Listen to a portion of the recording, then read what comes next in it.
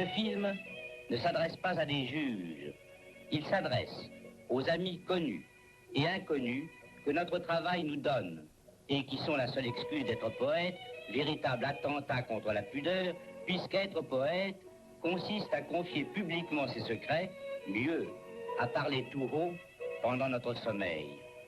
C'est pourquoi ce film cherchera ceux qui lisent les chiffres, qui se donnent la peine de lire les chiffres, entreprise à quoi l'esprit répugne, mais que le cœur exécute avec une facilité remarquable.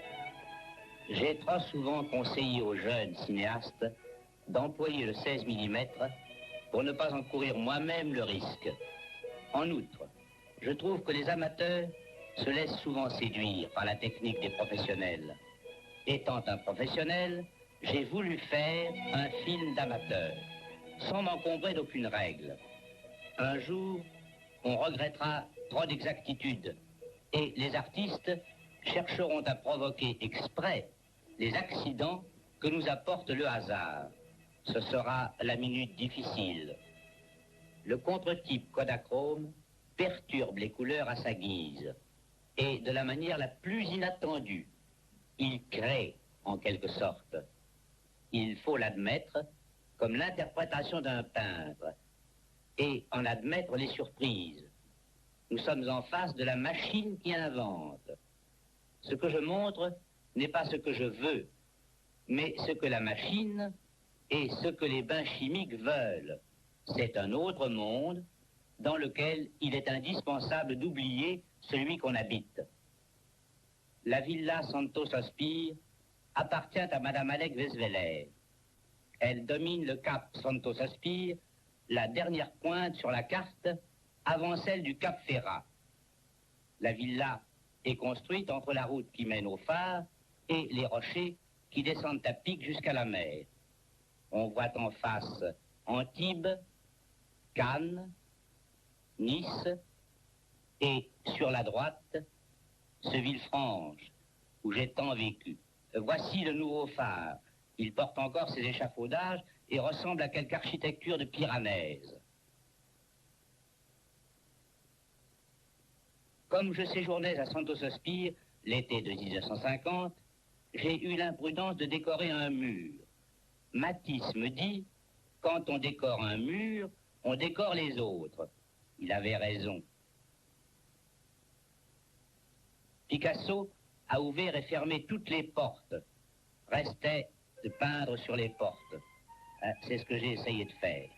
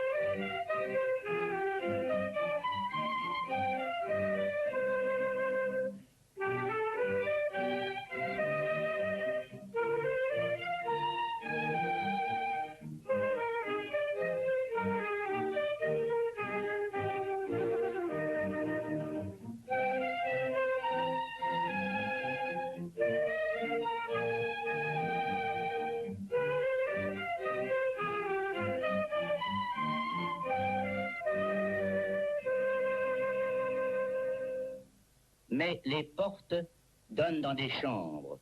Les chambres ont des murs.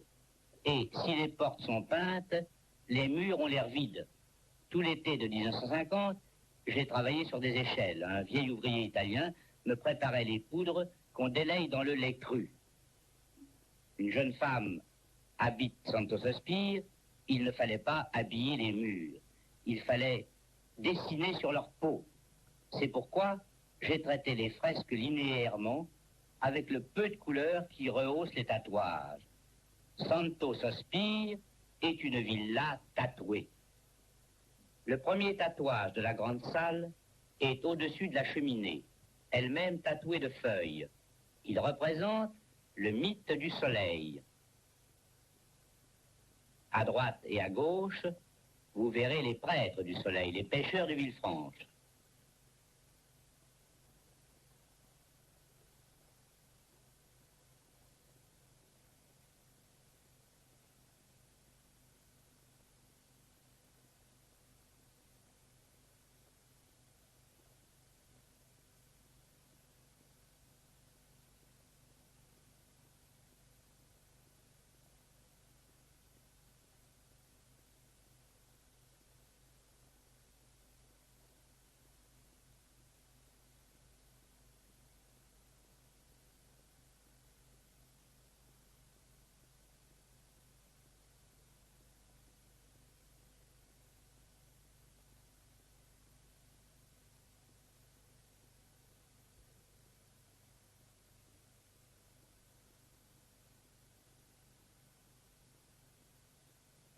Le tatouage suivant montre le soleil du soir. Une femme dort sur le sable.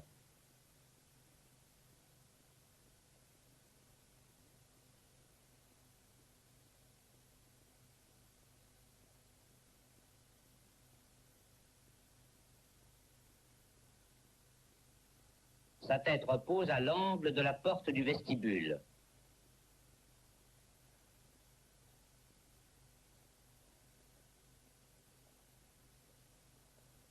Dans l'ombre, derrière moi, vous apercevez un des graffitis du vestibule. La nuit dans son char. Comme dans Amphitryon, la nuit parle avec Mercure. Rentrons dans la grande salle. J'avais oublié le mythe de la lune. Un pêcheur endormi et une licorne.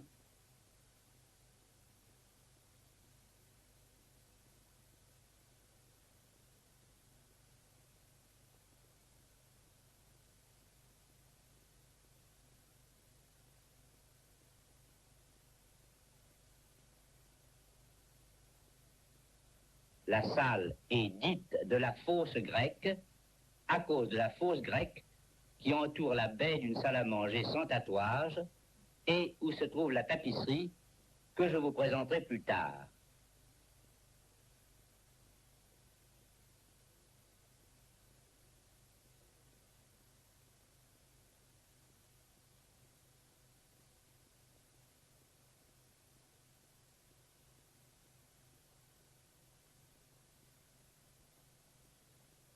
Nous sommes dans la chambre dite de Diane. Cette chambre montre le mythe d'Actéon. Surpris par Diane et par ses nymphes, Actéon va être changé en cerf.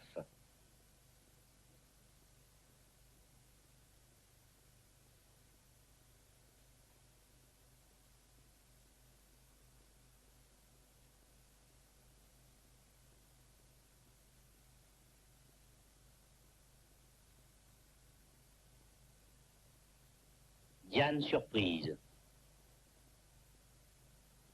Voici un oiseau.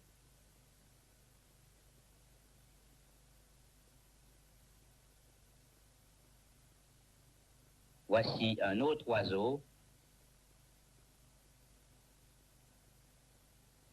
Voici un troisième oiseau.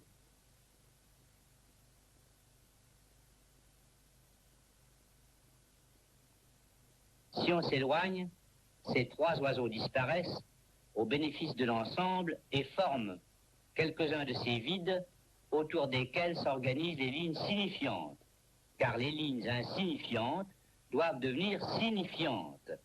Elles affectent le style des écussons.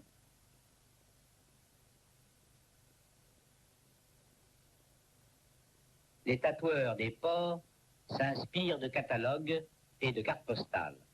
J'ai respecté cette tradition, mais je me suis inspiré des baigneuses de Renoir.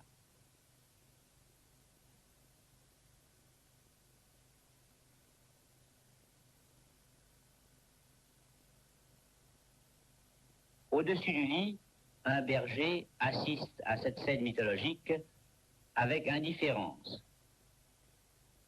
Le soleil nous gêne, il mange les lignes et les couleurs. je vais essayer de vous les présenter un peu mieux.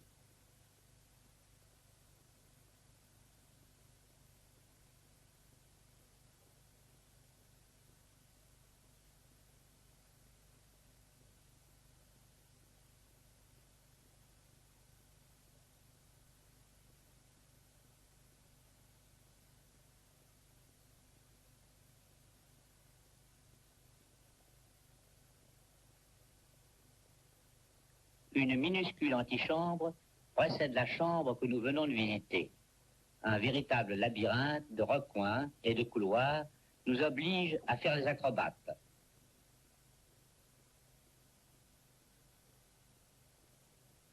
À droite du lecteur endormi, on dort beaucoup sur ces murs. L'escalier mène aux chambres du bas.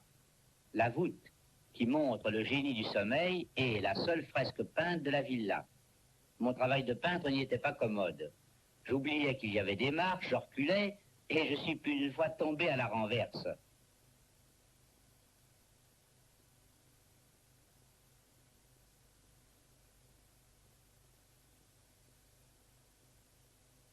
Un des diascures, à droite. Je n'ai pas pu arriver à prendre celui de gauche, n'ayant aucun recul. Cela vous fera un dormeur de moins. La déformation du bras vient de ce que nous devions filmer, couché, le dos sur les marches.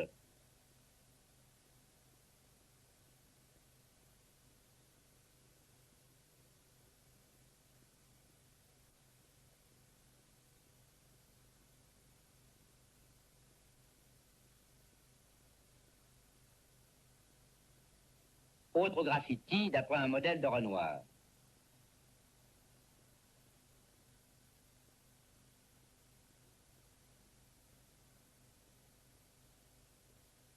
Saint-Soupir était, paraît-il, un chasseur. Voici le centaure de l'antique Antipolis sur lequel est monté le saint. Armé de son arc, il lui désigne le gibier et la route. L'étroitesse du couloir nous empêche de filmer le total. On ne peut que le deviner par fragments à travers les portes.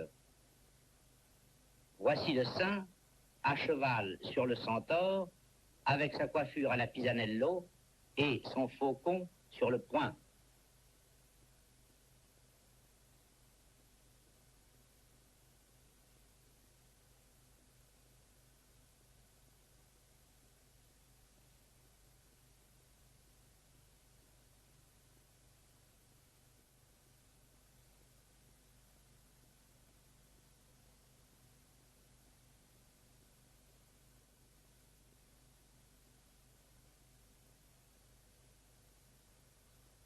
On ouvre une porte que vous connaissez déjà. Voici la chambre des boucs, dite chambre des sages.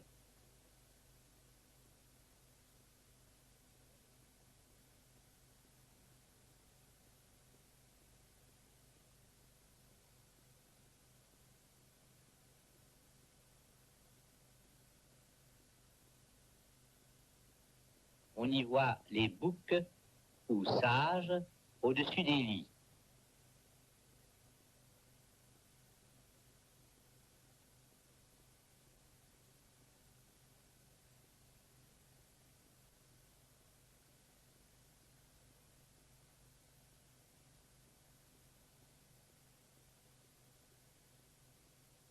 En face des lits, le chèvre-pied, les licornes et les vagues.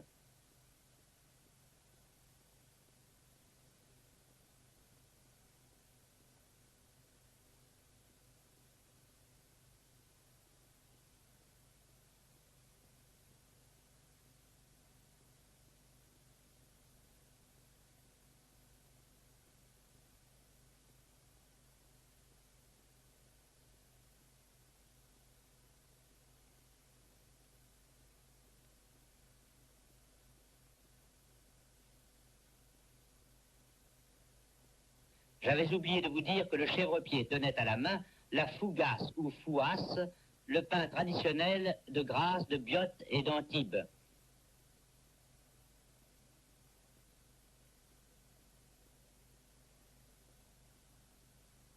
Depuis la transformation du musée Grimaldi, les marchands d'Antibes l'appellent Main de Picasso. Voici une fougasse avant d'avoir été coupée. Le tatouage de la chambre suivante raconte le mythe de Narcisse. La chambre est dite chambre d'écho. Les moustiquaires sont hélas indispensables. Dans cette chambre, on voit Narcisse et plusieurs figures de la nymphe Écho qui répètent son nom, tatoué en rouge.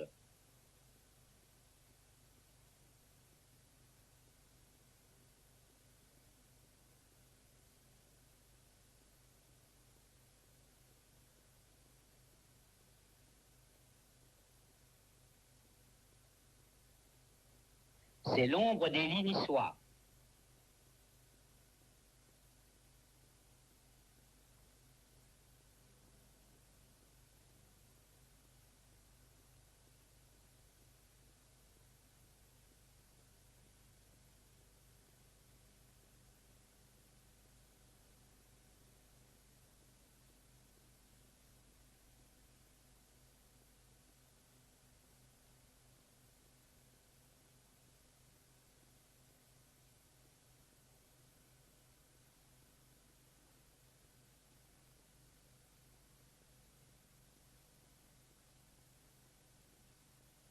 Voici une autre chambre, dite de l'initiation des bacchantes.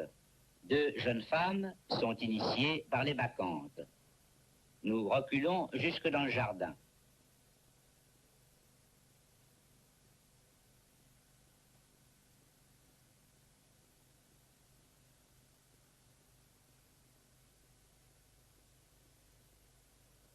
En face, Dionysos dort après avoir bu.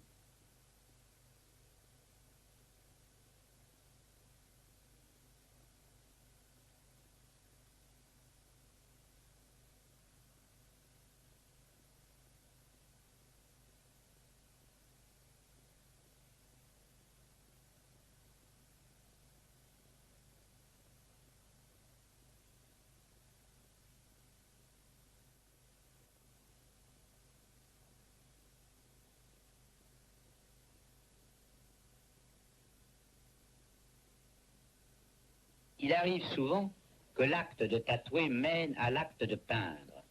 En 1951, la villa étant tatouée, j'ai commencé à peindre. Je cache mes peintures, les armoires sont pleines de tableaux, mais la caméra est l'œil le plus indiscret du monde. Ce tableau représente le mythe d'Ulysse et des sirènes. Attaché au mât, Ulysse a bouché ses oreilles avec de la cire. Les sirènes bondissent et chantent sans comprendre leur échec. Une d'elles arrive de loin à toute vitesse.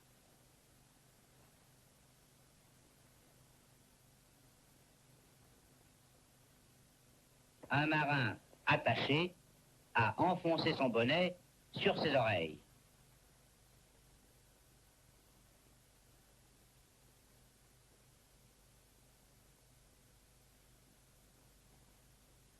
Encore un tableau qui se cache. C'est le mythe de Phèdre et des nonnes.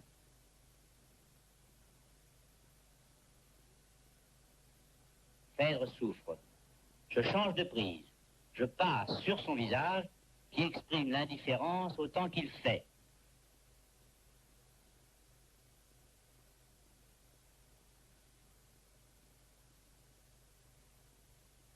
Imprudence de fumer pendant une prise de vue.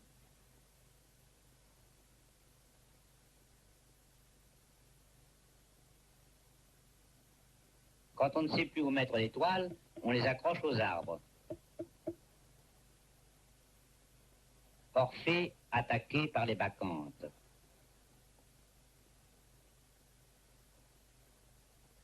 Tête d'Orphée mort.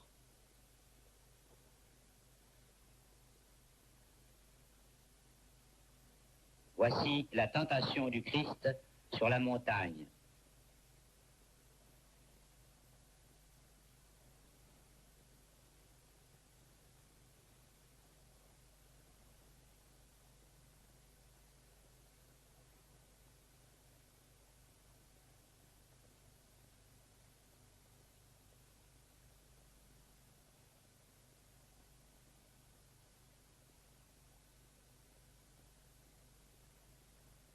la pomme. Satan est charmant, bien sûr. Il tâche de convaincre. Le Christ n'écoute que d'une oreille, l'autre est ailleurs. Voici des briques peintes.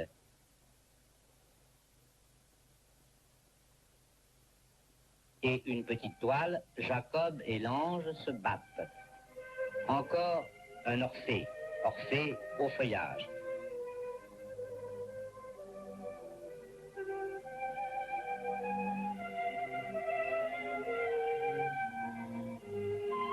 Voici un champ de blé sur une plate-bande.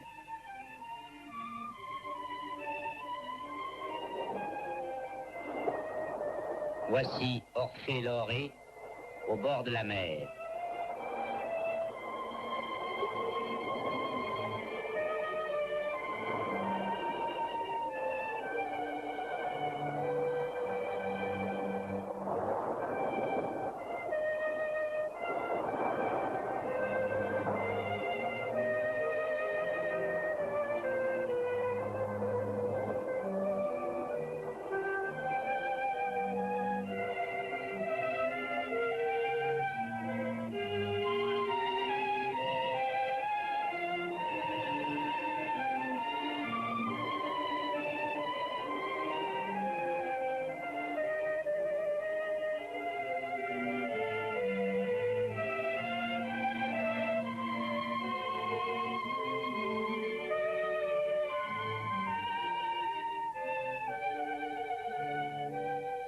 Rien de plus commode que ces pantalons américains pour mettre des cigarettes.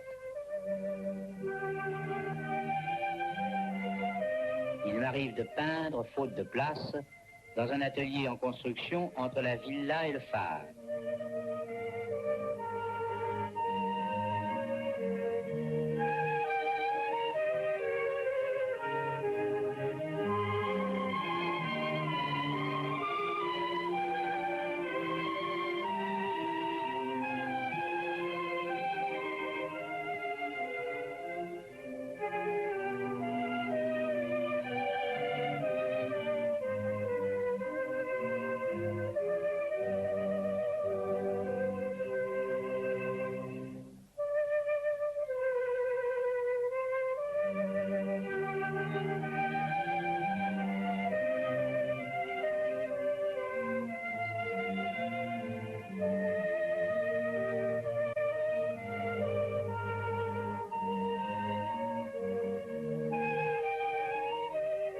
Je suis très fier quand les ouvriers s'intéressent à mon travail et laissent tomber le leur.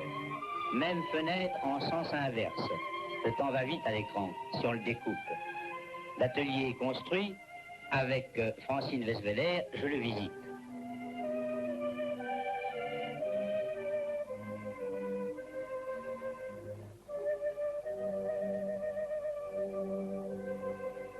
S'il entrait dans ma nature d'être jaloux, je le ferais des toiles d'Édouard d'Hermite. Exemple de perturbation des couleurs du contre-type. Ce tableau qui semble pâle et d'un seul vert est en réalité fait de verts très vifs et innombrables. C'est la seconde fois avec Jean Marais qu'un de mes acteurs m'étonne en se mettant à peindre. Il est curieux de voir comment de très jeunes peintres contredisent déjà l'école abstraite au milieu de laquelle ils ont été formés. À mon âge, on n'a plus le temps de prendre des vacances. Mes vacances, c'est le travail. Quand j'écris une pièce, j'écris une pièce. Quand je peins, je peins.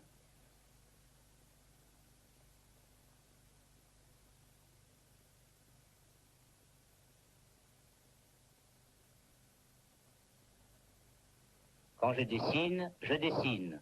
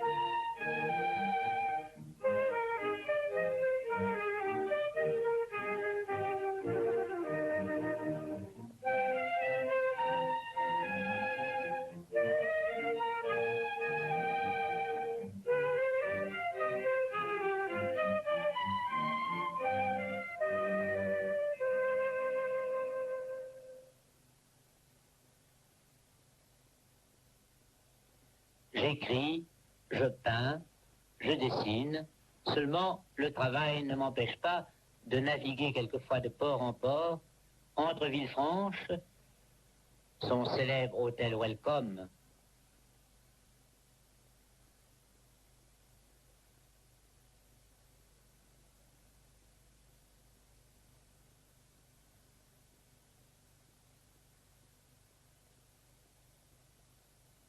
entre Villefranche et l'admirable Porto Venere, avec ses bâtisses fantômes, ses rochers fantômes, son église fantôme, son fantôme de Lord Byron. Le travail ne m'empêche pas de monter quelquefois à cheval.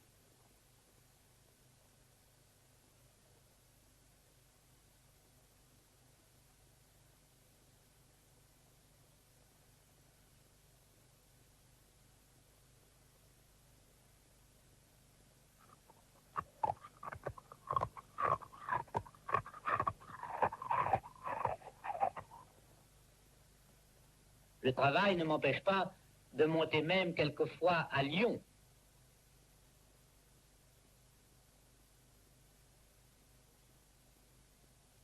Du reste, mon cheval et mon lion s'entendent à merveille.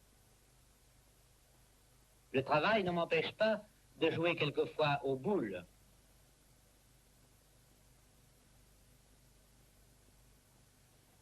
Ce cordial remplace avantageusement les cigarettes dans les salles de montage où il nous est défendu de fumer. J'ai voulu essayer de faire des fleurs au cap. J'avais d'abord commencé par en peindre. J'ai vite renoncé à cette méthode.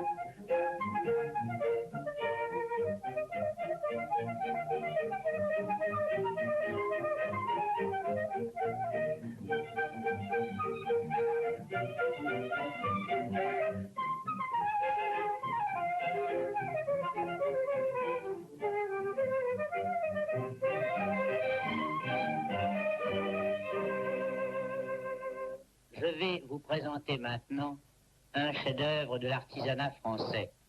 Je ne parle pas de moi, de mon travail, mais de celui des ouvriers tisseurs de l'atelier Bourret à Aubusson. Je les surnomme des harpistes, car ils jouent sur des harpes de fil et modules. Matisse m'avait mis en garde contre l'absence de modulation qui provient des teintes plates de la tapisserie moderne. Ici, à 1 mètre, il m'est impossible de faire la différence entre la tapisserie d'Aubusson et les pastels frottés de l'original. La tapisserie de 3 mètres sur 3 mètres 50 représente Judith, après la mort de Holoferne. J'ai choisi exprès un sujet de prix de Rome. Judith a fait son coup. Elle n'est plus une femme. Elle est un sarcophage en marche, dépositaire de son histoire. Elle porte la tête de sa victime. Elle traverse au clair de lune les groupes des gardes endormis par sa servante.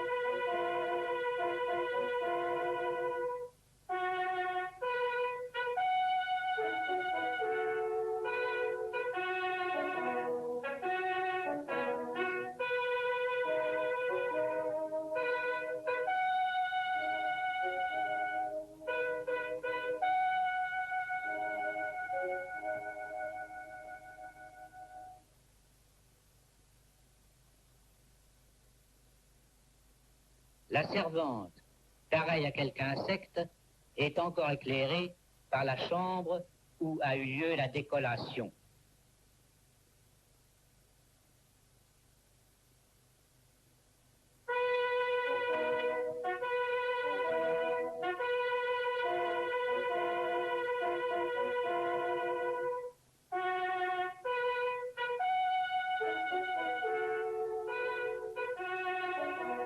Une des bizarreries du contre-type Kodachrome, c'est qu'au lieu d'une tapisserie éclairée par devant, on croit voir un vitrail éclairé par derrière.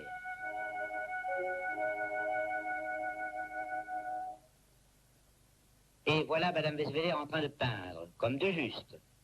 Son portrait est d'Édouard d'Hermite. Je vous présente maintenant la maîtresse de maison en personne. Elle tenait à vous remercier de votre patience. Voilà le porte-chance de la villa. On le nomme le Seigneur. Comme à nous, qu'il vous porte chance.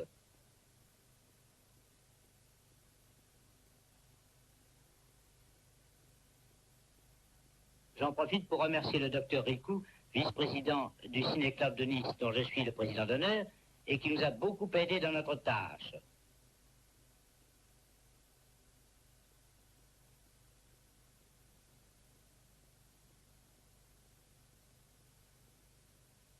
Picasso, Matisse, Chagall, moi-même, sur cette côte où vivait Renoir, nous avons essayé de vaincre l'esprit de destruction qui domine l'époque.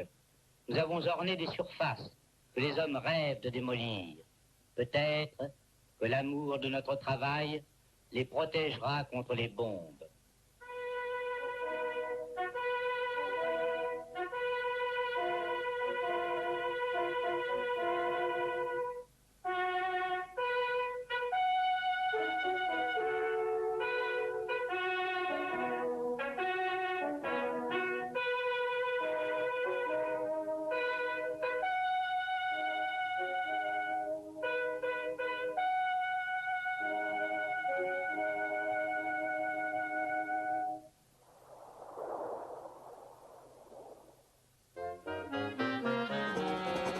Ces quelques ouvrages proposés dans la biblio permettront de clore notre soirée thématique consacrée à Jean Cocteau. La majeure partie des œuvres de Jean Cocteau est regroupée en un volume de 1400 pages, édité par la Pochothèque. Cette volumineuse collection est illustrée par des dessins de Jean Cocteau lui-même. En Allemagne, les œuvres les plus connues de Jean Cocteau sont éditées chez Fischer-Taschenbuch. Erzählende Prosa, en 3 volumes, Kritische Poesie, en 4 volumes, et Gedichte en 2 volumes, ces 2 derniers reproduisant le texte français à côté de la traduction allemande. Par ailleurs, nous attirons votre attention sur les éditions Pendragon, qui publient en Allemagne des œuvres méconnues de Cocteau, y compris en France. À ne pas manquer, Gezeichnete Poesie, Die Sammlung Hall, ainsi que Liebesgedichte an Jean Marais, sous le titre « Ich war im Paradies ». Jean Marais a rédigé les souvenirs qu'il a de son ami sous forme d'hommage, intitulé « L'inconcevable Jean Cocteau », paru aux éditions du Rocher. Prince sans royaume est le titre de la meilleure et de la plus exhaustive biographie de Jean Cocteau, parue aux éditions Lattès. Elle est malheureusement épuisée, mais se trouve certainement dans les bibliothèques municipales. L'ouvrage existe en version allemande, chez Beck et Glückler. Carole Weisweiler parle de Cocteau sur un ton plus intimiste. Elle n'est âgée que de 7 ans lorsqu'elle fait sa connaissance dans la villa Santo Sospir. Ses souvenirs, intitulés « Je l'appelais Monsieur Cocteau », sont parus l'année dernière aux éditions du Rocher. Pierre Jahan a réalisé de séduisantes photographies pour illustrer les poèmes et les aphorismes de Cocteau. Cet ouvrage, intitulé « Un anniversaire de Jean Cocteau », est paru aux éditions Marval à l'occasion du 100e anniversaire du poète en 1989. En scientifique éminente, Suzanne Winter analyse dans Jean Cocteau's Frühe Lyrik l'œuvre poétique du Cocteau des jeunes années, paru aux éditions Eric Schmidt Verlag. Privilégiant le style de l'essai de la narration, Jean-Marie Magnan dépeint l'œuvre poétique de Cocteau dans son portrait intitulé « L'invisible voyant », paru aux éditions Marval. Le poète Georges Cohanet a regroupé des lettres, textes et dessins inédits de Jean Cocteau sous le titre « Chronique d'une amitié », publié aux éditions Autre Temps. Nous vous recommandons tout particulièrement les 12 magnifiques lithographies éditées chez Worpsweder Verlag. Le roman Les Enfants Terribles, le chef-d'œuvre de Cocteau qui exalte dans le registre de l'imaginaire de cruelles histoires d'amour entre adolescents, est disponible en format de poche dans la série Les Cahiers Rouges, chez Grasset. La traduction allemande, Kinder der Nacht, est parue aux éditions Fischer-Taschenburg Verlag. Les éditions Hanser Verlag publient des traités de Cocteau sur le cinéma et la poésie. Son film Orphée est l'une des illustrations les plus éloquentes de sa théorie poétique du cinéma. Le scénario original est paru dans la série de poche J'ai lu. Jean Cocteau nous a quittés le 11 octobre 1963. À Milly-la-Forêt, dans une chapelle ornée de sa main, on peut lire une épitaphe toute simple sur sa tombe. Je reste parmi vous.